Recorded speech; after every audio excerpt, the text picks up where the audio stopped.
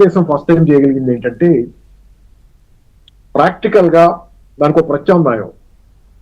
America చేస్తున్న యుద్ధానికి ప్రపంచం మీద టారిఫ్ల రూపంలో కానీ ఇతరత్ర కానీ బెదిరింపుల రూపంలో చేస్తున్న విధానాలకి ప్రత్యామ్నాయంగా మాటల రూపంలో కాకుండా చేతల రూపంలో అమెరికాని బైపాస్ చేసి ప్రపంచం ముందుకెళ్తుందనే ఒక వార్నింగ్ అమెరికాకి ఇవ్వటంలో ఈరోజు ఈ ట్రేడ్ డీల్ చాలా పెద్దది.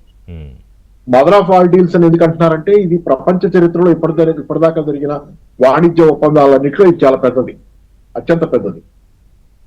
ఈ ఫ్రీ ట్రేడ్ అగ్రిమెంట్ 200 కోట్ల మంది జనాభా ఉన్న మొత్తం ఏరియా ఈ ఫ్రీ ట్రేడ్ అగ్రిమెంట్ కింద కవర్ అవుతుంది. సో దాని ప్రాధాన్యత ఇది. అలాగే గ్లోబల్ జీడిపిలో 1/4, గ్లోబల్ ట్రేడ్ లో 1/3. సో చాలా కీలకమైనటువంటి ఒప్పందం ఇది. ఈ ఒప్పందం జరగడం అనేది ఇప్పుడు అమెరికాకి, భారతదేశానికి, యూరోప్ కి ప్రయోజనం కలగటమే కాదు. సృజన గారు బాగా చెప్పారు. జర్మనీ ఎలా డిక్లైన్ లో ఉందో, చీప్ లేబర్ లేక కాస్ట్లీ లేబర్ తో, వాళ్ళందరికీ కూడా భారతదేశంతో ఈ ఒప్పందం యూరోప్ దేశాలకు ఎలా ఉపయోగమో మనకి ఎలా ఉపయోగం అని చెప్పారు. అది ఇక్కడ ఏంటంటే మనం అంటే ఒక్క మాట కూడా మాట్లాడకుండానే అమెరికా ఏం చేయాలో తెలియని స్థితిలో పడిపోయింది. వాళ్ళ ట్రంప్ గొడుగుడు వెనక, అది గొడుగుడే.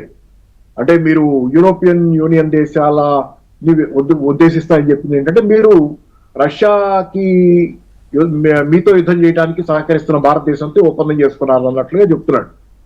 అయితే గమనించాల్సింది ఏంటంటే భారతదేశం రష్యా నుంచి మొన్నటిదాకా ఎక్కువ కొన్న ఆయిల్ ఇక్కడ ప్రాసెస్ చేసి రిఫైన్ చేసి మనం ఎగుమతి చేసినంత వరకు యూరోప్ దేశాలకే ఎక్కువ, వాళ్ళకే అవసరం ఉండి కొనుక్కుంటున్నారు నిన్నటిదాకా కూడా. మనం ప్రాసెస్ చేసుకుని మనం లాభపడి మా రష్యాకి డబ్బులు ఇవ్వటమే కాదు, ఆయిల్ యూరోప్ కూడా కావాలి. అమెరికా శాంక్షన్స్ వల్ల డైరెక్ట్ గా తీసుకోలేక రష్యా నుంచి భారతదేశం నుంచి వయా ఇక్కడ రిఫైన్ అయింది వాళ్ళు తీసుకున్నారు. సో కాబట్టి ఏంటంటే ఇది సార్. తర్వాత ఈ ట్రేడ్ డీల్ చాలా మందికి చాలా ఉపయోగాలు ఉన్నాయి. ఒకటి, కార్లు, ఇందాకే చెప్పాం, లగ్జరీ కార్స్ చాలా బ్యాలెన్స్డ్ గా జరిగింది. కనపడుతున్నంతలో ఇప్పుడు దాకా కనపడుతున్నంతలో చాలా బ్యాలెన్స్డ్ గా జరిగింది. లగ్జరీ కార్స్ భారతదేశ మార్కెట్ లో 1% షేరే ఉంది. 100 కార్లు అమ్ముడుపోతే 1 కారు మాత్రమే లగ్జరీ కార్ అమ్ముడుపోతుంది దేశంలో. కాబట్టి ఇప్పుడు యూరోప్ దేశాల నుంచి మన దేశానికి రాబోతున్న లగ్జరీ కార్ ఇంపోర్ట్స్, ఇంతకుముందు వాటి మీద 110% దాకా డ్యూటీ ఉంది, ట్యాక్స్ ఉంది, టారిఫ్ ఉంది. ఇప్పుడు అది 40% కి తగ్గుద్ది ఇమ్మీడియట్ గా.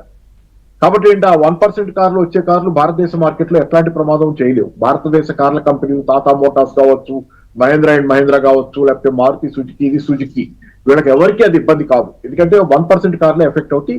స్మాల్ కార్ సెగ్మెంట్ ఏదైతే ఉందో మేజర్ సెగ్మెంట్, దానికి ఎఫెక్ట్ ఉండదు. ఎందుకంటే అవి ఇక్కడికి రాలేవు, అవి చీప్ లేబర్ తో వాళ్ళు తయారు చేయలేరు. అవి ఇక్కడ మనకి యాక్చువల్ గా ఉపయోగం. మనం ఎగుమతి చేసినప్పుడు స్మాల్ కార్స్ యూరోప్ ఎగుమతి చేయడానికి ఇప్పుడు మనకి టారిఫ్లు తగ్గింపు మనకు ఉపయోగం.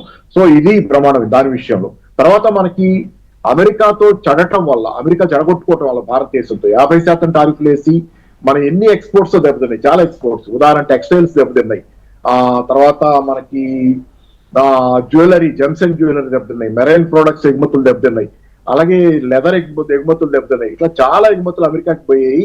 50% టారిఫ్స్ వల్ల సంక్షోభం ఏర్పడింది. ముఖ్యంగా ఈ సెక్టర్స్ అనేది ఇంపార్టెన్స్ ఏంటంటే ఈ లేబర్ ఇంటెన్సివ్ సెక్టర్స్. ఎక్కువ మంది పెట్టుబడి కంటే కూడా పెట్టుబడి పెట్టిన దాంతో రిలేటివ్ గా చూస్తే రేషియో ఎక్కువ మంది కార్మికులు పనిచేసే రంగాల మీద అమెరికా టారిఫ్ల ప్రభావం భారీ ఎత్తున పడి చాలా నష్టపోతున్నాం.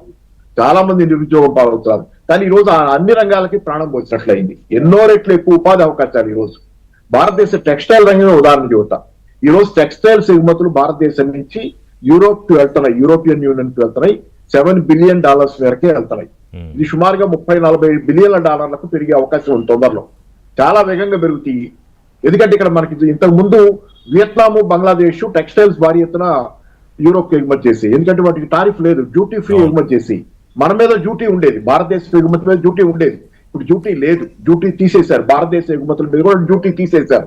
బంగ్లాదేశ్ కి ఎందుకు ఇచ్చారంటే ఆ facility, duty free exports Europe కి ఎందుకు అవకాశం ఉందంటే బంగ్లాదేశ్ ని లీస్ట్ డెవలప్డ్ కంట్రీగా గుర్తించారు, క్లాసిఫై చేశారు.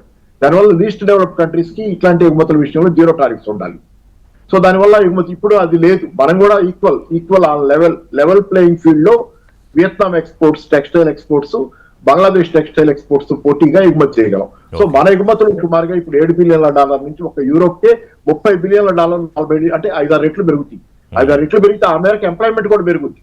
నిన్న మనం అమెరికాలో కోల్పోయాం అనుకుంటున్నాం. ఎంప్లాయ్మెంట్ ఏదైతే ఉందో దెబ్బతిని అమెరికా 50% టారిఫ్స్ వల్ల ఏదైతే కోల్పోయామో అంతకు ఎన్నో రెట్ల జాబ్స్ టెక్స్టైల్ రంగంలో వచ్చే అవకాశం. భారతదేశంలో ఉపాధి కల్పనకి చాలా పెద్ద ఎత్తున ఓతం ఇది చాలా సపోర్ట్. మార్కెట్ ఓపెన్ అవటమే కాదు, చౌకగా సరుకులు దొరకటమే కాదు కన్స్యూమర్స్ కి, భారతదేశంలో ఉపాధి అవకాశాలకు లేబర్ ఇంటెన్సివ్ సెక్టర్ లో చాలా పెద్ద ఎత్తున అవకాశం ఉంది. Both skilled and unskilled. Both skilled and unskilled. ఎందుకంటే మీకు ఇది గూడ్స్ ఒప్పందమే కాదు, సరుకుల గురించే మాట్లాడుకుంటున్నాం. ఇందాక పుల్లారావు గారు క్లియర్ గా చెప్పారు. సర్వీసెస్ లో కూడా ఉంది ఒప్పందం. సర్వీసెస్ లో ఐటీ సెక్టర్ లో ఉంది, ఐటీ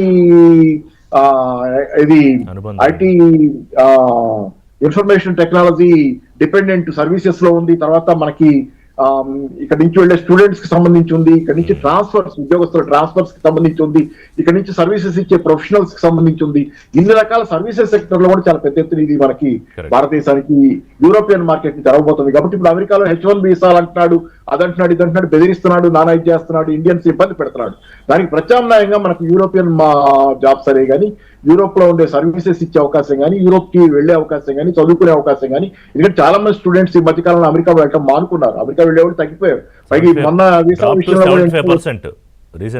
చాలా భారీగా పడిపోయింది. కాబట్టి అంటే అమెరికా బెదిరింపులకి జవాబు ఏ విధంగా ఇచ్చాం నీకు అంటే నిన్న ఏమంటున్నాడు, నేను ట్రంప్ ఏమంటాడు మొన్న రోజు, ప్రపంచానికి మేమే గ్రోత్ ఇంజన్, మేము లేకపోతే ప్రపంచం ఎక్కడుంది, మేమే ఇంజన్ అన్నాడు. ఇప్పుడు ఇంజన్ ని పక్కన పడేసి బోగిలు వెళ్లే పరిస్థితి వచ్చింది. అది అందుకని ఏంటంటే ఖచ్చితంగా ఏంటంటే ప్రపంచం, మిగతా ప్రపంచం అమెరికాని బైపాస్ చేసి అమెరికాని పక్కన పెట్టేసి అది ముందుకెళ్తుంది. అమెరికాకి ఏం చేయాలో తెలియని అగమ్య గోచరమైనటువంటి పరిస్థితి, అగమ్యగోచరమైన పరిస్థితి. ఇప్పుడు ఉంటుంది కదా, మనం కళ్ళు మూసుకుంటే ప్రపంచం ఏమీ లేదు అన్నట్టు ట్రంప్ అట్లాగే అనుకుంటున్నారు.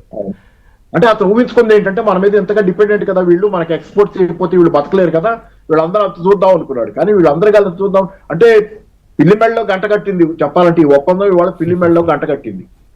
ఖచ్చితంగా చాలా పెద్ద ఎత్తున అమెరికాకి ఇది అంటే మిగతా ప్రపంచానికి ఇది మోడల్.